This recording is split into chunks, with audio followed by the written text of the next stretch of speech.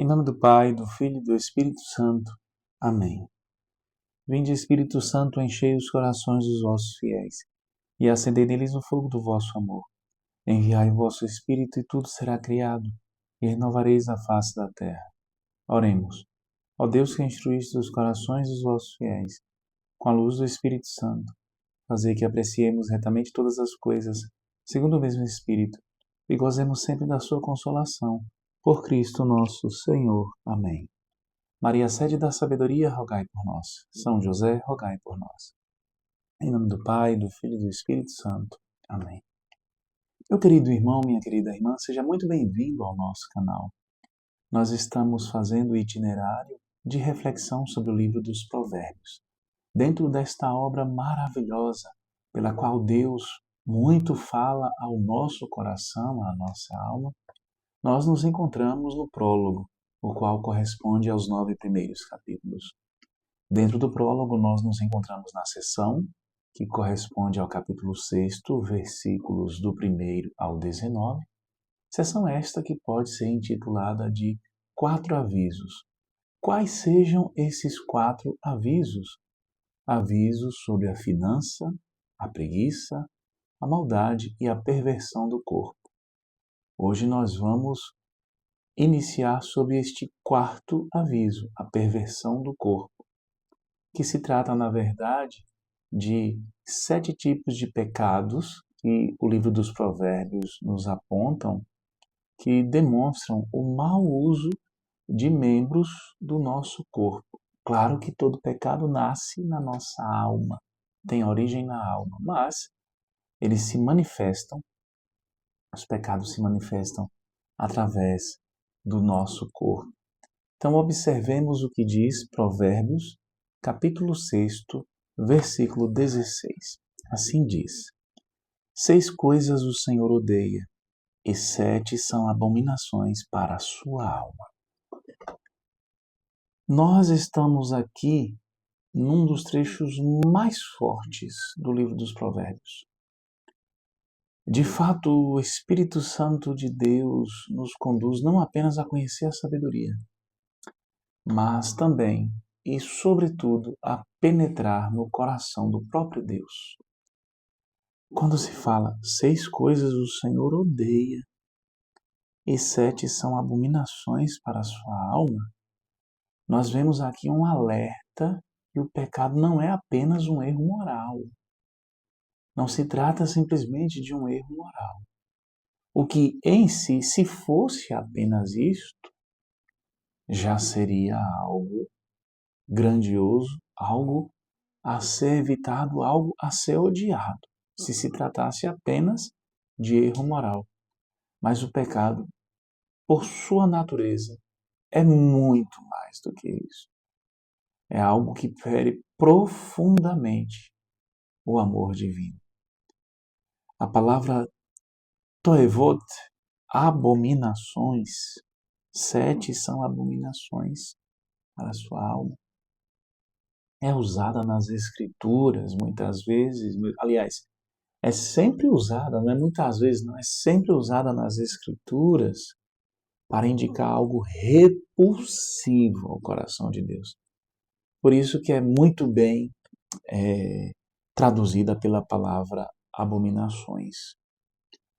Todas as vezes que nós vemos aparecer esta palavra, e principalmente quando relacionada com o próprio Deus, a postura de Deus, Deus tem abominação, nós vemos que se trata de algo gravíssimo, algo que é repulsivo ao coração de Deus. Nós não temos nem como dimensionar, como imaginar, meu Deus, algo que é repulsivo ao coração de Deus. Nós não conseguimos mensurar o quanto isso é grandioso, o quanto isso é profundo, no sentido negativo. O quanto isso causa mal. O quanto isso nos leva, na verdade, no caso, referente àquele que comete o que é abominável a Deus, o quanto isso leva à autodestruição da pessoa que assim procede. o quanto isso gera uma, uma, um afastamento, uma ruptura radical com Deus. Pois bem, como por exemplo o culto a ídolos ou a perversão da justiça. Jesus, por exemplo, quando está falando do fim dos tempos, ele fala que a abominação da desolação será colocada de forma profana no templo de Deus. Então, quando nós virmos a abominação da desolação no templo de Deus, tal como fora profetizado por Daniel, saberemos que está próximo do fim. Ao que Jesus se refere quando fala da abominação da desolação? Está se referindo exatamente ao fato de muitos cristãos, muitos filhos de Deus, muitos seguidores do Senhor trocarem o culto ao Deus verdadeiro, o culto a Deus, por um culto ao ídolo, por um culto ao falso Deus, a algo que na verdade é diabólico, que é satânico, algo que é maligno. Abominação da desolação. Jesus, portanto, está se referindo, se nós observarmos no nosso tempo, nós encontramos muitos vestígios. É como se a abominação da desolação ela não existisse apenas numa realidade, mas está presente em várias realidades, como, por exemplo, a egolatria, que é o culto ao próprio ego, à própria vontade, o culto ao corpo, que é esta visão exacerbada de buscar o bem-estar corporal e focar em entender o bem-estar tão somente como isso. O sincretismo religioso, onde muitas pessoas misturam, combinam elementos contrários à fé cristã, elementos inclusive que têm sua origem em religiões pagãs, em religiões que não cultuam ao verdadeiro Deus. Quando as pessoas misturam, quando há esse culto a Deus de forma pervertida, porque no final das contas não se trata de um culto ao verdadeiro Deus, mas quando se mistura elementos do cristianismo com elementos do paganismo, sem que esses elementos possam passar por uma transformação que verdadeiramente os cristianize, o que acontece é exatamente um culto não ao Deus verdadeiro, mas a um Deus que nós criamos a nossa imagem e semelhança. A abominação da desolação se encontra na idolatria aos bens materiais, na idolatria ao dinheiro, nessa busca constante de se entender como sucesso, como se dar bem na vida, o ter muitas posses, o ter muito dinheiro, o, o trazer essa visão, inclusive muitas vezes, para dentro da própria linguagem religiosa. Quantas vezes só é entendido como bênção, como presença de Deus, como acompanhamento de Deus em relação à pessoa, Deus presente, unido à pessoa, o fato de se ficar comprovado que essa pessoa está enriquecendo, que esta pessoa está adquirindo bens. Isso é prova da bênção de Deus. Isso, portanto, esse tipo de postura consiste em uma idolatria, porque faz de Deus não Deus. Deus deixa de ser Deus e Deus passa a ser visto como aquele que está a meu serviço para alcançar a minha verdadeira meta, para que eu possa cultuar o meu verdadeiro Deus, que é o dinheiro. A inversão de valores. Pois bem, a palavra de Deus está nos alertando. Obviamente, nos versículos que se seguirão, até o fim desta sessão, nós estamos no versículo 16 do capítulo 6. Então, amanhã nós veremos o versículo 17 e, na sequência, nos dias seguintes, os versículos 18 e 19, serão apresentadas quais são essas 7 realidades presentes em nosso corpo, que na verdade são abominações para Deus. Hoje o que o Senhor quer nos chamar a atenção é o seguinte: observemos por que o versículo diz assim: 6 coisas o Senhor odeia e 7 são abominações.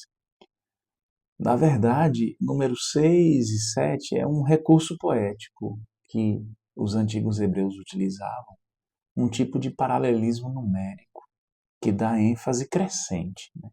É como se dissesse: eis o que Deus odeia, e ainda mais o que detesta com toda a sua alma. Então, utiliza-se esse recurso poético. 6 coisas odeia, 7 é a abominação. Nós vemos isso muito presente, tanto no livro dos Provérbios como no livro do Eclesiástico. 3 coisas são irritáveis, 4 são intoleráveis, então, para poder indicar. E a expressão, a sua alma, se referindo à alma de Deus. Essa expressão quer indicar exatamente, é uma linguagem figurada usada para mostrar o envolvimento pessoal de Deus. Então, é como se dissesse assim: olha, essa 7ª coisa que é a pior, há um envolvimento pessoal de Deus na não tolerância. Deus não tolera isso. Deus não tolera esse tipo de coisa. E aqui o que nós podemos perceber que é a raiz de todos esses 7 males aqui apontados, que nós veremos nos dias seguintes, se trata exatamente da duplicidade do coração. A duplicidade do coração está presente nessas 7 coisas abomináveis. O Catecismo da Igreja Católica nos fala, no número 1850, que o pecado é uma ofensa a Deus. Então, portanto, não se trata somente de um mal, de um erro moral, mas se trata de uma ruptura, uma rejeição ao amor de Deus. O pecado é uma ofensa a Deus, diz o Catecismo. E no mesmo número se diz: o pecado é contrário ao amor que Deus nos tem e afasta dele os nossos corações. Essa é a realidade substancial do pecado. É essa a essência do pecado. Ser contrário ao amor de Deus e nos afastar do amor de Deus. Ofender o amor de Deus. O amor que se derrama de forma gratuita sobre nós. O amor que é movido simplesmente pelo próprio amor. Essa é a essência do pecado. Portanto, se nós queremos amar a Deus de verdade, devemos aprender a odiar o pecado. Não odiar o pecador, jamais, mas aquilo que nos separa da face de Deus. É por isso que Santo Agostinho dizia que ama o pecador, mas odeia o pecado, pois o pecado é o ferimento da alma. Ama o pecador, inclusive o pecador é aquele que está com a alma ferida. Ama, tem compaixão dele para que possa curar, para que possa ser instrumento de Deus, para que tu possas ser instrumento de Deus para a cura do pecador. Mas odeia esta doença que está infectando o pecador. Rejeita esta doença. E busca também não seres infectado por ela. Santo Tomás de Aquino, de fato, ensina que Deus não odeia como nós, com paixão desordenada, porque é desse modo que nós odiamos. Mas Deus odeia com justiça perfeita, ou seja, em Deus existe a indignação. O que é a indignação? É a raiva justa, é a raiva diante do erro.